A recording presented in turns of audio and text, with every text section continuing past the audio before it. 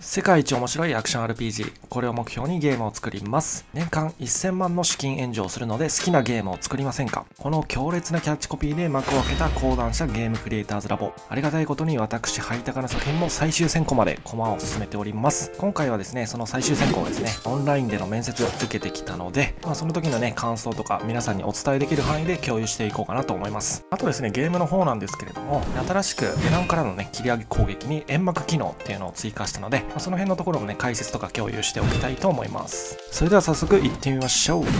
基本的に面接って向こうから質問されてそれに答えていくっていうスタイルが多いと思うんですけど、僕の場合ね、この YouTube チャンネルを運営してるので、向こうの方々がね、すごく僕のことをね、知ってくれていたわけなんですよね。僕が作ってるゲームの内容だったりとか、どういう思想でこのゲームを作っているのかっていうところですね。かなりね、詳しく見てくれてたみたいなんで、もうその質問の内容っていうのもね、知ってはいるんだけど、一応確認のためもう一度お伺いしていいですかみたいなスタンスのものが多かったかなと思います。でその中でも特に僕がね、よく世界一面白いアクション RPG っていうフレーズをね、よく言ってるんですけれども、じゃあ世界一面白いアクション RPG っていうのは一体何なのか。もちろん戦闘がメインコンテンツであるっていうことは分かってるんですけど、じゃあ一体その世界一面白い戦闘っていうものは一体どんな感じのものになるのか、ハイタカさんの思想を聞かせてくださいっていう質問がありましたね。それに対して僕はリンク感ですっていう回答をしました。プレイヤーの脳みそと画面に映ってるキャラクター、主人公とかのね、繋がってる感じ、リンク感。要はコントローラーの存在を忘れる瞬間ってあるじゃないですか。自分がよくやり込んでるゲームとかでね、よく起こったりすると思うんですけど、僕の場合だとダークソウルとかで、初見だったりとか2回目3回目ぐらいのリトライで、強い強敵のボスと戦ってる時とかにエストビンがね、残り0本とかになって、あとワンパンでやられるみたいな、そういう時にね、急にゾーンに入ってそのリンク感が強まったりするんですけど、なんか周りの音とかもあんま聞こえなくなったりして、いつもよりすごいうまいプレイができるんですよね。コントローラーの存在を完全に忘れて脳みそで直接キャラを操作してるみたいな、あの感じ結構ね、分かってくれる人多いと思うんだけど、あの瞬間ってなんか VR よりよっぽどリアルなんだよね。あれ本当にね、もう画面の中に自分がいるっていうか、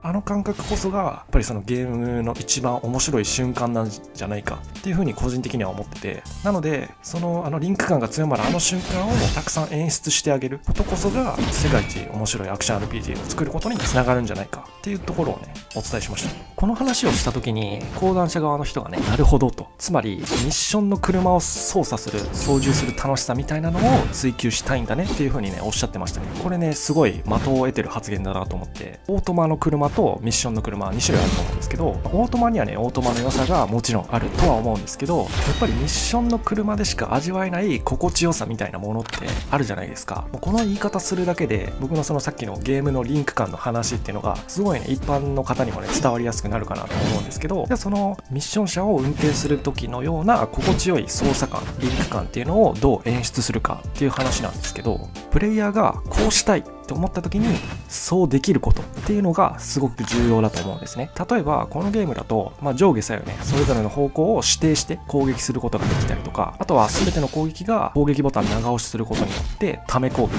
変化したりとか、あとは全ての通常攻撃をガードでね、キャンセルすることができたりとか、さらに大型武器だと、地面にね、剣を突き刺してその武器を捨てることができたりとか、小型武器の場合だとそのままね、武器を投げ捨てることができたりとか、戦闘系のね、ゲームをやったことがある人だと一回はね、その妄想したことがあるような、こういうのできたらいいなみたいなところをたくさんね、盛り込んでいってるわけなんですね。もちろんその現実でできる動作っていうのを全て再現したいというわけではないです。そういうことをやろうとすると、やっぱりそのね、大手のグラセフみたいなああいう何でもできる系のゲームにはやっぱりかないっこないんで、そうではなくて、少なくとも戦闘に関していわゆるかゆいところに手が届くゲームになればいいのかなというふうに思ってます。それこそね、剣を地面に突き刺してそれを利用して戦うみたいなところとかって、漫画とかアニメとか戦闘ゲームとか好きな人だと1回ぐらいはね、妄想したことがある戦い方だと思うんですよね。だけどそれを再現してくれてるゲームって結構あんまりなくて、そういうかゆいところ、アクションゲームのかゆいところに届くような行動っ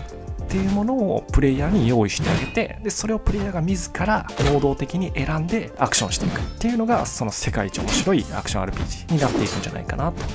思っております。あと面接中にあった面白い話として、ハイタカがねここまで最終選考まで残れた理由についての話があったんですけど、そのハイタカさんって強いところと弱いところがすごいはっきりしてますよねっていう風に言われたんですね。まずその強いところっていうのはやっぱり戦闘面とかその動きのこだわりとか、この人に任せておけばアクションの部分、戦闘の部分っていうのはめちゃくちゃ面白くなっていくんじゃないかというか、すでに現状面白そうに見えるっていう風に言われました。で逆に弱いところは、皆さんもねなんとなく察しはつくと思うんですけど、そうですね、ストーリーとか世界観とかそういった類のところですね。ただその弱いところっていうのも講談社さん側がサポートしやすいところにたまたまなってるんですよね。お話とか世界観のところとかってやっぱり進撃の巨人だったりとかヴィンランドサガだったりとか数々のね名作を世に送り出してきた、出版してきたね講談社さんならではの担当編集としてね作者さんたちと関わっていく中で、培ったスキルみたいなのもあると思うんで、